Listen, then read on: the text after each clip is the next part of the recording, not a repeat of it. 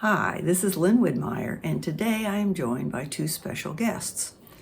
Henrietta Lacks, who died in 1951, but whose cells live on and contribute to medical breakthroughs to this very day, and Dr. Sara Reynolds, a professor of cell biology at Shepherd University, who will explain why the cells are immortal and actually show us a living cell. Henrietta Lacks died in 1951 from cervical cancer.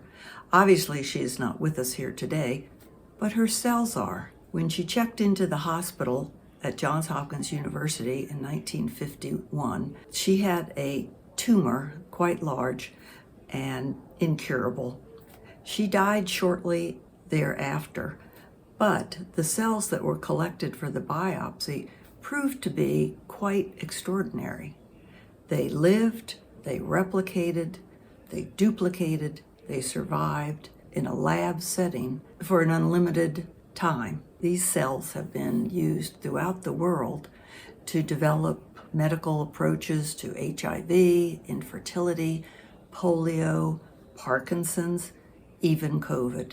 Despite the worldwide use of these cells, it was not until 2010 when Rebecca Skloot wrote the book The Immortal Life of Henrietta Lacks that people knew about the person behind the test tubes containing HeLa cells. And the HE in HeLa is from Henrietta, the LA is from Lacks. People used these for 60, 70 years without even really knowing about the person who donated them. Rebecca's book changed all that. And because of that, we know more about Henrietta Lacks, her family life, her life, and the ethical issues that have been raised by the use of her cells without her permission. My second guest today is very much alive. So let's go over to Shepherd University and meet up with Sara.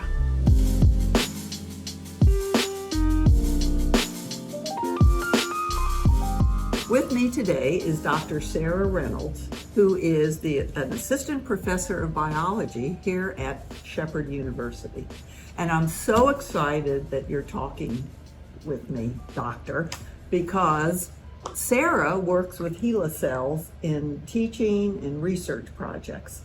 And she has joined us to tell us a little bit more about HeLa cells and how she uses them.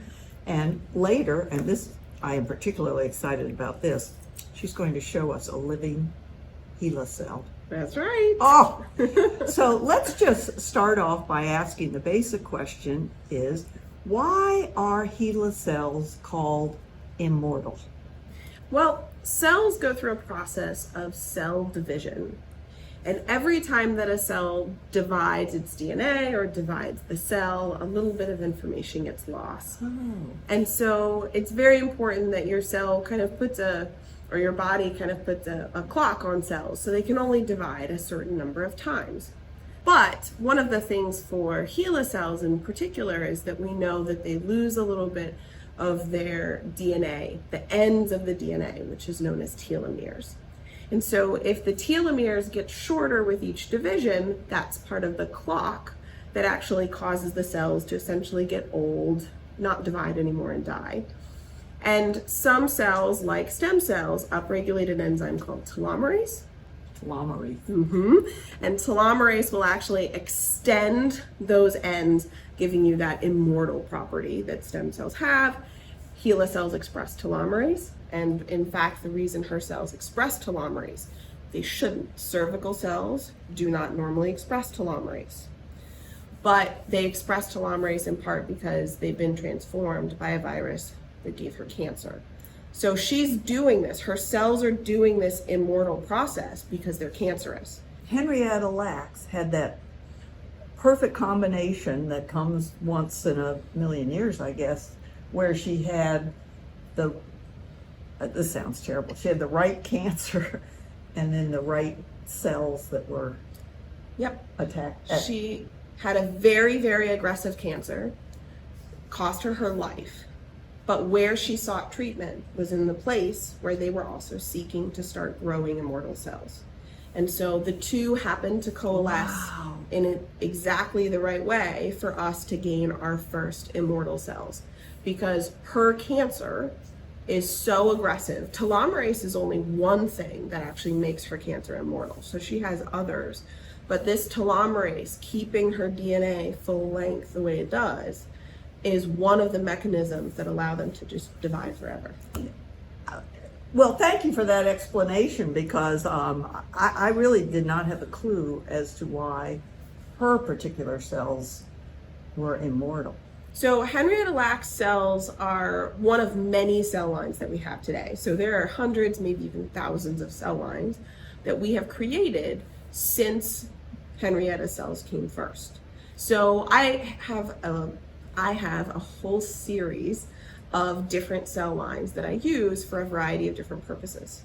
Many of our more modern cell lines, they don't grow as quickly.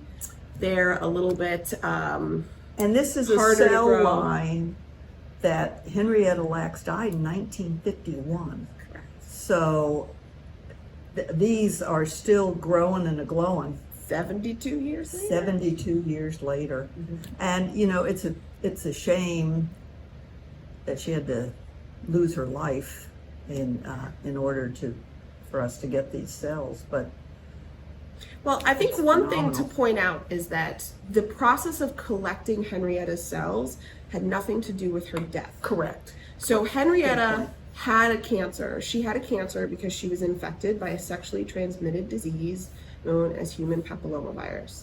Today, human papillomavirus is preventable by vaccination.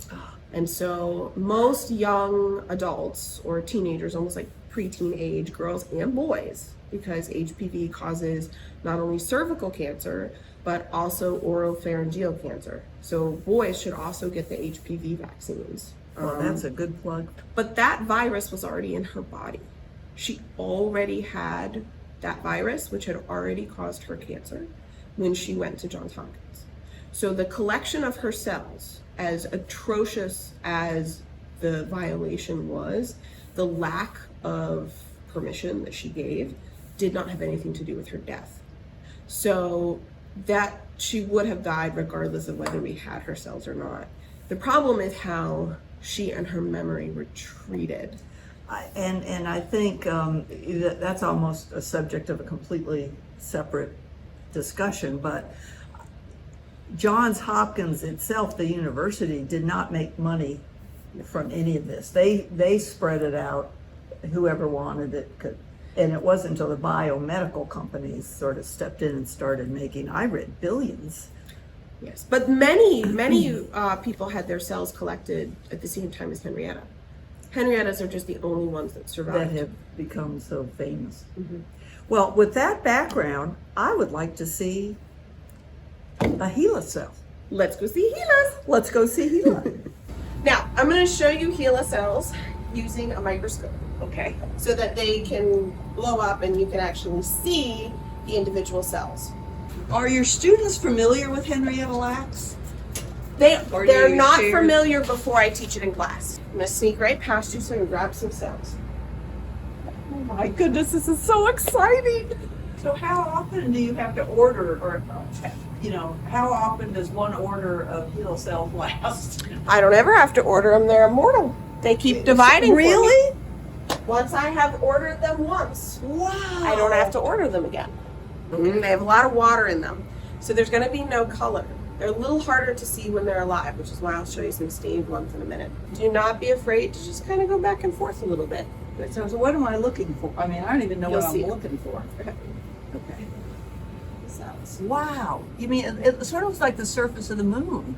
Yeah, except those aren't craters. Those are her cells. Now, Wow. the- Honestly, it's an emotional moment. It is really an emotional moment. Here's a woman who went in 1951 with cervical cancer, died in 1951, and here we are in 2023 seeing these cells which have resulted in breakthroughs in HIV. It's stunning. Think about it. There are babies that would not have been born if her cells weren't here to teach us how to make IVF. Literally, people would not exist on our planet if we didn't have her cells to learn how to do that. Amazing. It's amazing. Okay, so now we are entering a lab where we are going. Tell us a little bit about what we're going to see. Okay. So when you looked at the living HeLa cells, Uh-huh. they're clear. They're hard to be able to really see very well. So in order to make it easier to be able to visualize the cells, what we oftentimes do is kill them. We actually fix them to a surface, and then that allows us to add dyes and stains that we can actually see the cells a little bit easier. Oh, and there's So these are slides that I've made previously. Now this is after you've manipulated the cells or injected whatever, and now then you kill them to see how it affected the original Yep. cell. Every place that you see blue Yeah. is Henrietta's DNA.